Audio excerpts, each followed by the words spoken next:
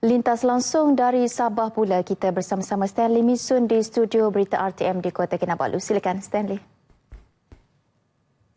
Baik, terima kasih rakan penyampai di Angkasa Puri. Salam sejahtera dan salam sehati sejiwa.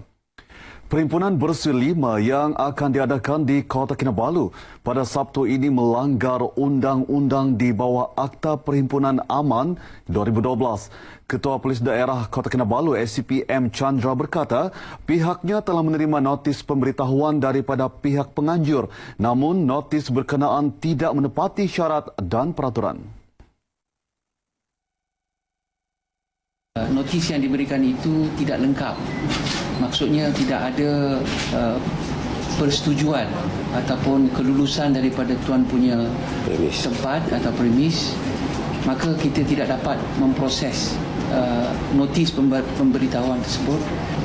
Perhimpunan Bersih 5 yang akan diadakan di Taman Rimba Ujana ini adalah melanggar peruntukan undang-undang di bawah APA.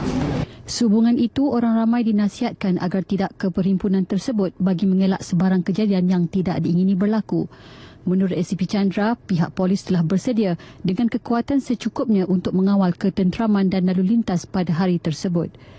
Beliau bercakap dalam sidang media selepas Majlis Perasmian Bangunan Unit Kereta Beronda MPV dan Unit Rondaan Bermotosikal URB IP di Kota Kinabalu di Kota Kinabalu. Majlis disempurnakan Timbalan Pesuruhjaya Polis Negeri Sabah, Datuk Awang Sahari EM Nazir. Berikutan isu kenaikan harga minyak masak baru-baru ini, orang awam dinasihatkan untuk tidak terkeliru dengan jenis barangan yang dinaikkan harga. Menteri Pembangunan Masyarakat dan Hal Ehwal Pengguna, Datuk Haja Jenab Ahmad Aid berkata, pengguna perlu tahu kenaikan harga berkenaan hanya melibatkan minyak masak campuran sawit yang dipek di dalam botol. Sekarang ni saya nampak banyak orang confused. Saya pun pada mulanya confused tentang perbezaan di antara minyak kelapa sawit dan minyak jagung ataupun minyak sunflower. Sebetulnya minyak sunflower dan juga minyak jagung tidak naik. Dia macam biasalah. Yang naik kepada yang pakai dibotolkan tu, yang 2 kilo, 3 kilo adalah minyak campuran. Campuran sawit seperti minyak beginilah. Naik sikit. Knife, buruh, jat, apa lagi ni? Buruh dan apa ni? Minyak buruh juga. Buruh. Jadi orang ramai ada pilihan.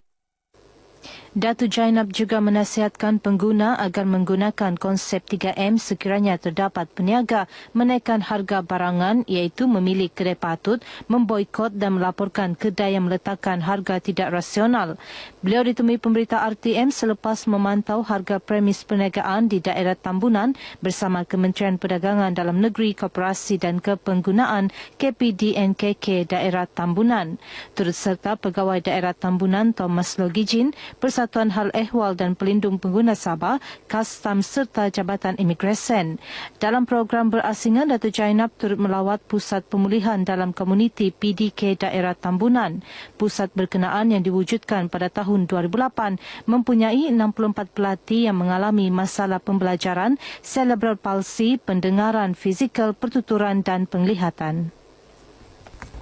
Insiden yang menimpa Ketua UMNO Cawangan Kampung Batu 18 Sandakan, Osman Lawidu dan 2 cucunya yang maut dalam kebakaran Isnin lalu terus mendapat perhatian orang ramai. Terbaru Balu Mangsa Siti Aminah Lani, 69 tahun, menerima kunjungan Ahli Dewan Undangan Negeri Adun, Gum-Gum Datuk Zakaria Haji Idris di Sandakan. Dalam kunjungan tersebut, Datuk Zakaria menyampaikan bantuan peribadi untuk mengurangkan beban keluarga mangsa. Turut sama menyalurkan bantuan Jabatan Perkhidmatan Kebajikan AM Sandakan. Kami bagi pihak UMNO, khasnya daripada UMNO bahagian Lebaran, mengucapkan takziah kepada keluarga Allahyarham Pak Osman, di mana beliau itu dan terlibat juga 2 orang cucu beliau dalam kebakaran semalam. Dan daripada bahagian ini kita ada bantuan sedikit lah. Dalam masa dekat ini bantuan akan dialihkan kepada mangsa kebakaran, iaitu berbentuk makanan bermasak, makanan mentah dan alat dapur serta alat pelan rumah. Satu lagi yang itu istimewa iaitu bagi bantuan tabung bantuan segera. Mungkin esok saya akan bagi tunai. Datuk Zakaria memberitahu buat masa ini pihaknya akan mempertimbangkan sama ada keluarga mangsa diberikan sebuah rumah di projek perumahan rakyat PPR di Kampung Gumgum maupun membina semula rumah mereka melalui projek bantuan rumah PBR. Pada masa sama, beliau turut mengingatkan masyarakat untuk memberi perhatian khusus terhadap keselamatan di dalam rumah bagi mengelak kejadian seumpama. Dalam kebakaran kira-kira pukul 9 malam itu, Osman 60 tahun dan dua cucu perempuannya, Nurul Natasha 11 tahun dan Nurul Musdalifah 10 tahun, ditemui rentung dalam rumah mereka yang telah musnah sepenuhnya dalam kejadian berkenaan. Seramai 5,203 graduan Universiti Malaysia Sabah UMS akan menerima ijazah masing-masing dalam istiadat Convocation UMS kali ke-18 yang akan berlangsung pada 26 hingga 28 November ini di Kota Kinabalu. Pengerusi Lembaga Pengarah UMS Tun Zaki Tun Azmi berkata, convocation kali ini akan turut menyaksikan penganugerahan sarjana kehormat kepada Pesuruhjaya Polis Sabah Datuk Abdul Rashid Harun dan seorang profesor dari Jepun. Tun Zaki ditemui media selepas mengadakan kunjungan hormat terhadap Yang di-Pertuan Negeri Tun Dr. Haji Johar Datuk Haji Mahiruddin di Istana Negeri Kota Kinabalu. Kunjungan bertujuan memaklumkan Tun Johar mengenai pelantikan Datin Nurlaila Haji Said yang juga pengarah Lembaga Tabung Haji Sabah sebagai ahli Lembaga Pengarah UMS baru selain menyampaikan watikah pelantikan Tun Johar sebagai Chancellor sempena istiadat Convocation kali ini. Paparan tadi mengakhiri bahan berita dari Sabah hari ini, kembali kepada rakan penyampai di Angkasa Puri. Silakan.